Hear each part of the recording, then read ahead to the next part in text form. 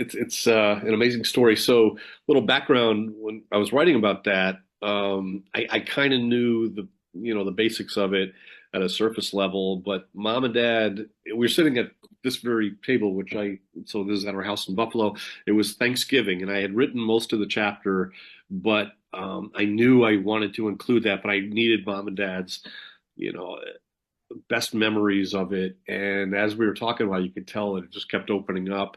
And then the thing with the saw, and then the fact that, to be able to take that and fast forward it to when you perform the surgery.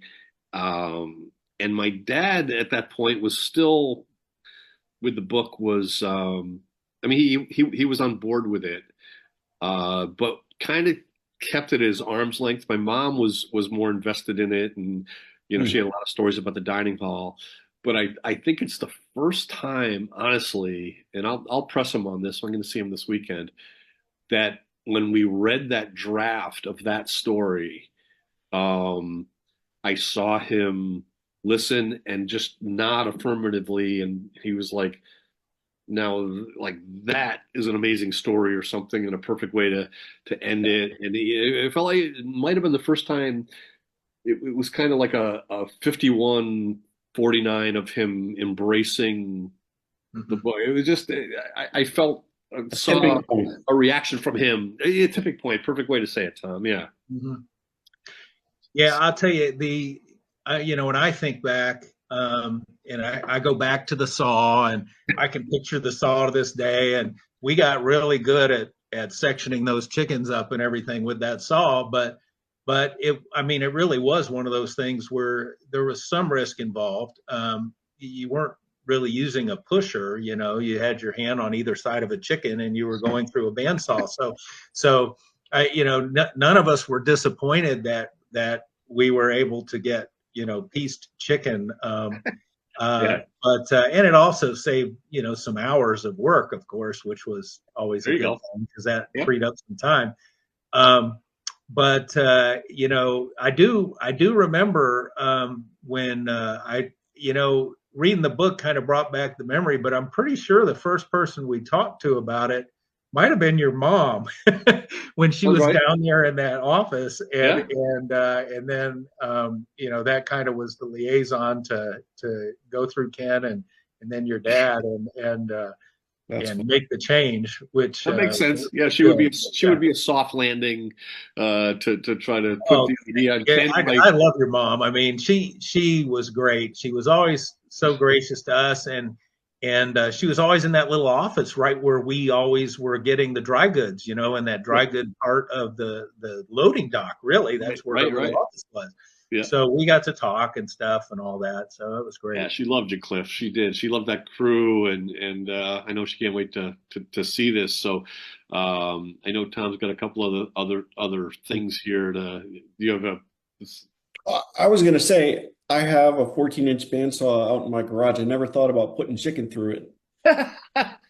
It's true, and that the fryers they go quickly. The cleanup is just terrible because Yeah. all the fat I goes mean, splattering everywhere, and yeah. so cleaning it and we, I've always been kind of a germ freak anyway, so that saw was clean when we were done with it, but boy, you had to take the blade off and all the housing and all that stuff and take it all Yeah. down. oof, yeah, Yeah. chicken. Yeah, that's you don't want to mess with that. But maybe on the lighter side, when you think about those meals, like would you say that was the hardest meal? What was the easiest meal? What was your favorite meal? Well, I agreed. I agreed with what you said in the book that the rationale for doing the fried chicken kind of late in the week is left a good memory for everybody, and that's true. Doc could really make that Southern fried chicken. My favorite meal wasn't necessarily a meal, but those sticky buns, especially when they came straight out of the oven, and Yes. Dot would let us, take one from the pan, and we could pick the biggest, juiciest, sloppiest one out of that pan, and she would just laugh, the way Dot would.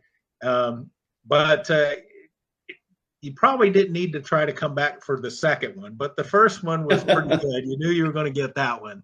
Oh, nice. Oh, I didn't Yeah, know so that about was that. one of the perks. I mean, right out on those big sheets, those big cooking Pretty sheets good she perk. had. It is a And great perk. Yeah. seeing her, Yeah. I watched her make those things, and the all the cinnamon and sugar and raisins, and rolling it, and then using that cleaver to section off. And when you'd see that, you'd see the one that was a little fatter than the other ones, and you're like, when that one comes out, that's the one I'm going after. That one's mine. Yep. Yeah. So before Tom puts up these questions, I mean, you think about you and Mark and Jim and for all the work that you were doing and you were, at the prime of, you were what, 18, 19, 20 years Yeah. old. Your metabolism had to just be off the charts. Like when you ate, I would like to think you had kind of carte blanche where you could, you didn't have limited portions. You could have a giant thing of mashed potatoes or whatever. Like if you had to Hey, keep we up that, did. right? Yeah. We ate. I mean, we ate. And you still, I mean, it was hard to keep weight on really, because Yeah. then I'd go down and play basketball or Right? whatever, and all that. But yeah, we ate well, and partly your mom saw to it too. So we had help. So it was good. But they let us um, pretty much eat what we wanted to eat, Yeah. and we ate a lot, but we did burn some calories going up and down those stairs, hauling 100 plus Yeah. pounds and doing that, you know, several trips per, truckload or per meal. Right. It was good. You had to be kind of strong or you really couldn't do the job. Yeah. Yeah. No doubt. So, You were getting paid to work out. Yeah, yeah. I mean, we had a great time.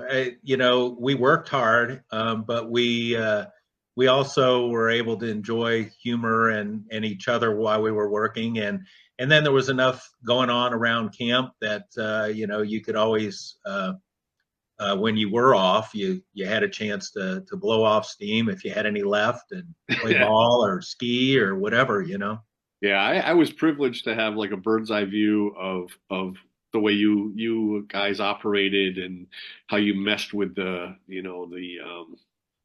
Dot and her crew And the and counter girls, the you had to cowgirls. deal with Yeah, them. Yeah, yeah, and it would yeah. just be like if Donald or one of the MIDI or one of those guys, said something in good nature, you would like repeat a phrase that they would say, Yeah, and you'd get a kick out of it, they'd get a kick out of it, and it just Mark was particularly good with that. The yeah, he was really good imitating, the banter of the conversations and the yeah, talk and all that, and yeah. he'd give it right back, and they thought it was great. So Yeah, that was yeah, fun. So, Love it. all right. Well, this is gonna. Yeah, Cliff, I know you haven't seen any of our episodes yet, but we do a segment that we call On the Spot, okay, where you're on the spot, and we're gonna give you a couple of questions. I think we have plenty of time to get through more than one question, so we'll let you choose here. But just looking for your responses to some of these mostly camp related questions. So take a minute, look through. okay. I have a couple favorites that I like our guests to comment on. If you don't come, Three. I'm pretty sure. I It mean, was. we could go through them all if you want. I See, mean, look at that. Here's we're talking to a guy who was called into emergency surgery. Two surgeons before him said no, and he's like, I got yeah, exactly. this. Yeah, I'm not worried. well, I'm amongst friends. I'm not worried about it. So, what story from your camp time or time at camp have you repeated most? I would say it would probably be some story. Your dad probably won't like this memory, but it did happen in Boys Park. It's a good These start. these guys thought that you could make torches out of hairspray, and so they would light hairspray, and then it was like a flaming torch. So they pointed the thing to the center of a dead tree, and it caught on fire, Of and then course. it went up the tree, and I mean, we thought the woods were going to burn down. and this was one of my fourth or fifth year, and at that time I was one of the night check-in guys, and a Yep. little bit, higher up in the echelon on Boys Park. But we had to call your dad and everything and get him up there, and it was like I just couldn't believe how somebody would risk burning down the Adirondack forest with a blowtorch, essentially. So I've repeated that story a couple of times because of that. But I've got so many stories. All right, I mean, so many memories. let me interject right there. Take that same hairspray with a lighter to kill a spider on the post of my deck. My kids decided that would be a good idea. So they're torching a spider and they burned my post. Yeah.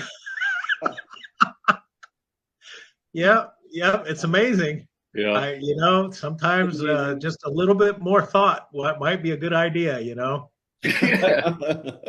waste a thought, it might be your own, I don't know. Anyway. Overkill there. That's funny. All right, you read Don's book. Did it Yes. back some memories? Oh, just hundreds of them. In fact, I have it really that's I think why the last chapter was so touching to me. Because I had kind of just closed that chapter a bit, and Yeah, I get it. So having all those memories resurface, and then I talked with my little brother and little sister, and got to relive the boat crew memories and all that sort of stuff since the book came out. But just I think overall, I think God's providence to that place over such a long period of time, where you think of Vacations on Purpose, and you think that over 100, you remember we had the 100th anniversary and all that, and so for well over 100 years, and there's not that many businesses, there's not that many camps, there's not that many Christian organizations that have the longevity. And I think part of that is just it's a testament to the people that have worked there over the years, the leadership over the years, but also just God's providence for keeping that little speck on this earth that we all enjoyed so much, and made it so much of a difference in many young people's lives. That it was special. So the memories, tons of memories, though. Yeah. No, thanks. Tom's written about that too. I've used some of it, but actually at the close of it. But how being a camp changed his life. You met Lori there, his wife, and My wife. and some of the biggest things happened there. So yeah, that's special. I want to push it to number 4. Okay. You're reading Don's book, or just in this conversation, are there names that come to mind of people you'd like to reconnect to? Well, it's interesting, talking about Nate. I haven't seen Nate Forrester for decades, multiple decades. And he, I went to camp first, and then I drug him along up there for the first summer that he went up there. And we had a really good time. And then, Earl Johnson was there at that time, and Earl lip syncing and singing to a broomstick and stuff. I mean, there's just some memories. There's just some memories you can't unsee. When if you want, would come on the radio. But I'd really like to touch base with Nate again. He would like to touch base with you. Nate actually helped edit the book in a way that, from a legal standpoint, he works actually. He's one of the top attorneys in Florida with the DeSantis administration, and in fact, he argued a case that's going to end up being on the ballot in November. It's an abortion-related case, but he sent us. It was. He's very high up, but we've talked about you, Cliff, and he kind of said the same thing. It's just, life happens, and life in a way that, but I think, I don't want to put words in his mouth, but he feels like the relationship with you, with always be there to reconnect with when that time happens. It would be as if years just Right. melted away, and Yeah, so I feel the same way. I mean, yeah, not to brag on Nate or anything, but I'm going to brag on him a little bit. He's one of yeah, the brightest guys that you'll ever yeah, meet. yeah. Um, I truly one of the brightest guys. And you know, there's challenges with being that bright too, because everybody around you looks stupid sometimes. But he handled that well. But I mean, he's a really bright guy, Yeah, and he is. you know, he knew how to ham it up too, and you know, we had a ton of fun up there, Yeah. and at home too. But and you know, of course, I knew his sister and brother and his parents and all that real well from our home church. Yeah. But yeah, great guy. Yeah, Bruce Solburn was on with us, and he got a picture of his Nate's sister. She was adopted, right? I think Yes, that's right, Becky. Yeah, Becky. Yeah, yeah, yeah. I hadn't seen her, but yeah. yeah, good call, Tom, on that. Yeah. So, by the way, I appreciate the words about the book, and Tom, you keep bringing it up, but by no means is having read the book any kind of litmus test or prerequisite for wanting to talk to you. But I do appreciate Yeah. the fact that you did. Well, You you know, like it. Thank you. yeah, well, I did, and you know, you brought up. I was thinking of this. You know, when I'd go and visit Gordon down in Melbourne, he was dictating a lot of times, and he had plans for doing a book or something. Did Yeah. he ever do that book? Did he ever Uh, finish that? you know, that's a great question. I guess the answer to a book being finished and is no. But my aunt Carolyn Schoen, who really, when you're talking about Grandpa's few final years down there, she was taking care of him a lot. She came from Milwaukee and went down there regularly and spent a lot of time taking care of him. But she has a lot of his material and a lot of things in archive that some of which she shared with me, some she may going forward, but if it whatever does exist of it, I'm sure she has it, and she'll admit that even after all these years, it's emotional for her to like go into it, and it just stirs up all these memories. But Yeah. yeah, but maybe I'll have to bring that up to her. I But think. he had this little dictaphone, and he'd be, you Yeah. know, he'd be at his desk in there dictating along, and we would talk, you know, extensively at times about camp's history, and because there's just so many people in my family that he knew too, Yeah. and but I that's one thing I never asked him, and we corresponded with Ann for a while, you know, afterwards until really she couldn't see or hear well enough Right. to write letters anymore.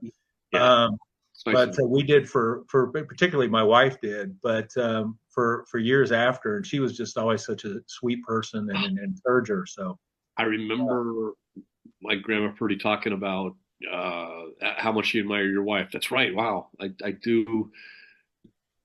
Uh, any other questions popping out at you here? okay, yeah, we could. I already told you the jobs, right, that I did, Oh, yeah. and I can say I don't ever recall having to clean the garbage truck for a work crew, but I did have to supervise it a few times, you know, after you know, going up my fourth or fifth year or whatever up there, and I always really felt bad because usually not everybody, but a lot of the kids, you know, didn't realize what cleaning the garbage truck was until they actually got assigned it. Yeah. I, having worked at the Hill, and of course we were the ones that took out the garbage and everything in the garbage house there that had like 20 garbage cans in it. Yeah.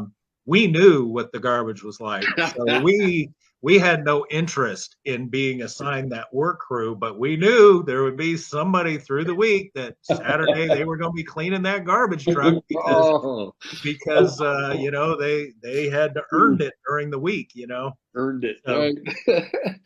Yeah. No, anyway, that you could smell that coming from a few tenths of a mile away. well, the thing that always amazed me is the repeat offenders. You know, after once, you'd think that they would get it and figure out that that just wasn't how they wanted to spend, you know, a few hours. But Right. Especially Saturday. yeah. Good call. So All right. So my favorite camp landmark. Well, I'll tell you, the TP, you got to say there's just a lot of nice things that happen at the TP, right? And Yeah. it was a great place to see folks and everything. And the wigwam was too, where we play games or whatever, play rook or whatever. But I would say the TP um, and what that entailed, just you'd have a sticky bun with some friends or whatever, and the social aspect of it was pretty neat. So Yeah. being out on the lake and the water was decent as well. But I would say as far as location, and of course that pretzel tree in front of there, where that's on the beach there, where we all got pictures year after Yep. year as we grew and all that sort of stuff. Yeah. I would say the TP. Yeah, the TP is it's funny in the first book I in the book the TP came up a lot, but it wasn't ever featured solely. Like, but I'm considering doing a chapter just about it. I already have the title of it, and it's where everybody knows your name. That's it. That's exactly. Well, that's kind of like reminded me of when Earl would walk in. Earl, everybody Yeah, would right. say, Exactly. kind of like Norm the Pierce Earl. thing. Yeah. Very good. So that was pretty funny. But yeah, the TP, and then the pizza crew. I mean, Friday night pizza crew did that for quite a while as well. Okay. And that was always fun. Yep. And of course, sometimes it was pretty busy. I don't know if you ever had the pleasure of doing pizza crew, but when that concert lets out, you had to make some pizzas. So for me, it would be put the trumpet up and get everything tied up, and then run down there and make some pizza. But wow, it was a lot of fun. Yeah, yeah. But of course, you could also eat it. So again, back to your. We did do that. We there were a couple different TP managers when I was there, and they let us know that we were okay for a couple of slices or whatever, but let's not get carried away. Yeah. So, So, all right. 50 words or less. Describe my life today. I am blessed. I am just blessed. God has blessed me with a great wife of 39 years and 5 kids, and they're all following the Lord.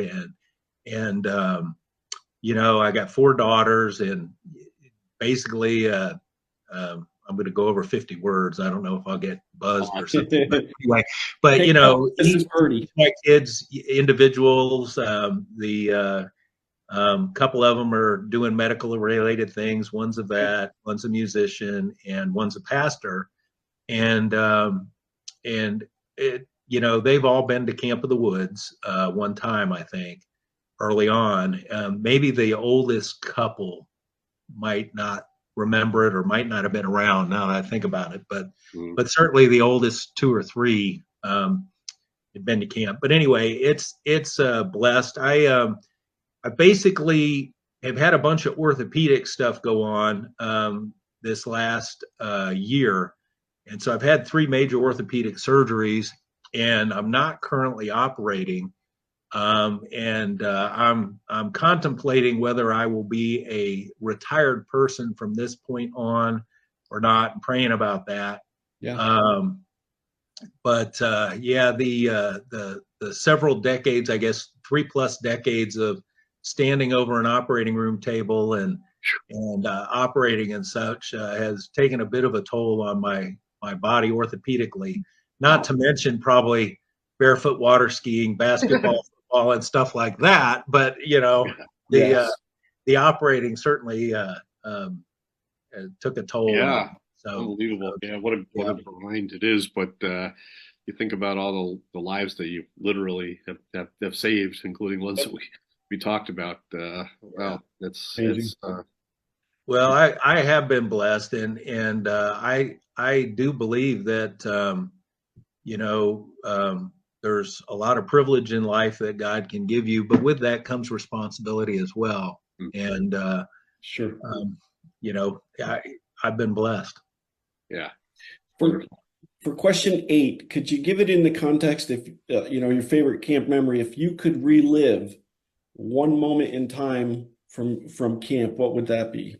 I'm pretty sure it's those sticky buns coming out and Uh, getting the well, call. I'll tell you I would say favorite memory was probably being down on those ball courts, Donnie, Yeah, and just playing ball, and yeah, sometimes the pros would come and play along with us a bit, and yeah. um, but just being Expand, able to really have fun and clean fun with expand that other folks. though. Was it the camaraderie? Was it the physical exertion? What about it was It so was fun? the camaraderie, because you could play a clean game of basketball, call your own fouls, Right. Yeah. not worried about getting hurt, for the most part, and just have good, clean, hard. I mean, we played hard. You Right. remember, Don? I mean, those Yeah. games were hard, but at the end, you were able to shake hands, and they're your friends that you were playing with, and the music staff had a camaraderie too that was quite unique.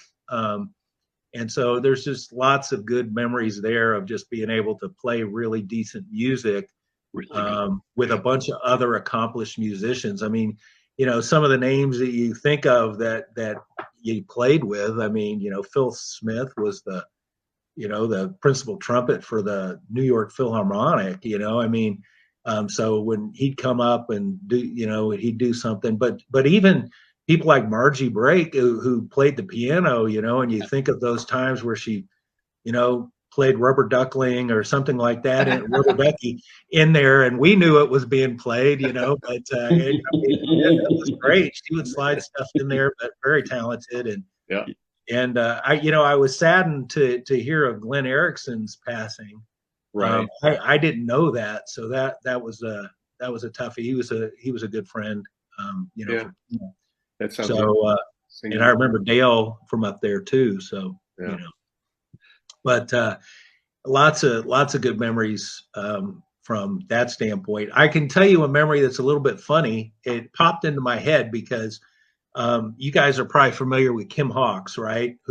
She's our next guest. She's probably something else now besides a Hawks, but Pasquini is her last name. okay, She's coming okay. up So next anyway, week. we used Yeah. to call her the Hawker, and so I'm going up to Boys Park, and I'm walking past Orondaga, and somebody, I said, boy, some poor slob's got his pajamas or her pajamas hung at the top of the flagpole. They had run them up the flagpole. It was a windy day, and then I was like, those look kind of familiar. And I'm like, those are my pajamas. And I'm sure she's the one that did it. Because I got this mysterious note left under my pillow from, Pajama Snatchers Anonymous or something. And I still to this day, I haven't confirmed. I don't know that I ever confirmed it, but I'm pretty sure she's the one that did it. Yeah. well, we're going to ask her. PSA organization there. Need to ask her. The We pillow. will. I think it was pillow and sheet snatch. I think I got my pillow and sheet snatched once too. And this was when I was in the field house cabins. But anyway, I'm pretty sure she was behind it. All right. She was the number one culprit. So you can see if she'll fess up. We'll see. We'll see if she'll own it. Yeah, we'll turn the lights down. Tom will light up. He'll lean in and smoke-filled room. However, we can. That's right. And they put the bright light right in her eyes. And right. Yeah. Cliff, usually this is usually 3 questions. You're done. Past this is bonus material here. Thank you. No, I have to mention, your mom has, let's just say, requested we get through more questions when we have these guests on. I think Cliff has made up for any lack of questions from prior guests. I think we're even now, right? He has, and leave it up to him. Yeah, her point to me was, as we've had previous guests on, will say, hey, pick 3 questions, and then they'll answer one, and then somehow we'll just kind of go off on tangents, and in her head, wait a minute, I want to hear them answer 2 more. So Cliff answered like 6. And so and I could go through the last 2 quickly for you. Yeah, I mean, absolutely. The purpose, I mean, it's all about Jesus. It still is. I've always tried to live my life that way, and I've been so blessed for it. But that's the purpose. I mean, raising the kids and even in the hospital interactions and OR interactions and all that sort of stuff, it's like, what really has eternal significance in this life? Mm. And, we can touch the bodies physically and we can help them out with surgery and that sort of thing. But there's things that are eternally significant in life. And so you've got to make sure when those opportunities arise, and obviously the more you hunt for them, they're there, just to try to make an eternal significant, a difference in people's lives. So, and to segue into question 10, where, has camp influenced my life? Well, I told you how important camp was, and the interactions, and the relationships with many of my family members and everything, up through the ages. But personally, I think of the 5 summers that I spent there of some of the best times of my life. And that includes you too, Don, and Scott, and just the cutting up and stuff. And but, we kept it clean. We didn't go out and do anything crazy. Hopefully you didn't do any of that after I left camp. But mooning was as bad as it got, right? That was a condensed audience. So, it was right. There was some discretion, middle of the lake. Yeah, that's right. I hear you. Yeah. Yeah. So, but I think in this world, sometimes you look at all the bad things, and you can dwell on the news at night and all that sort of stuff. But that every summer there's a camp up there that's still trying to just do it right. Well, we have a minute and 20. It's going to cut us off. But I mean, I think I know you mentioned earlier, Cliff, that you hadn't been back in a while, and family, and we say Plattsburgh. Yeah. So, we'd love to hopefully hear that, able to make that happen and hear how it goes. Who knows? Maybe we can even connect personally. But in the meantime, this has been fantastic. And for any future guests who are watching this, that's how, as a guest, you wrap up a really good episode. Yeah, right? Really good. Hey, I appreciate you guys reaching out, and I really appreciate you writing the book. And it's such a good read, and we've sent a few along the way to some of the family members and stuff, just because it's a really, and I was looking at the pictures on the cover, and I think I'm the guy on the bottom of the pyramid that's dying on that left-hand side. That's dying. No, I think that pyramid, I was on the bottom. All right. And but that picture of your mom and dad at the pulpit, really touching. You're going to see more of that. Really touching. Yes. I'll share more of that soon. Just totally awesome. Yeah. Yep, that one.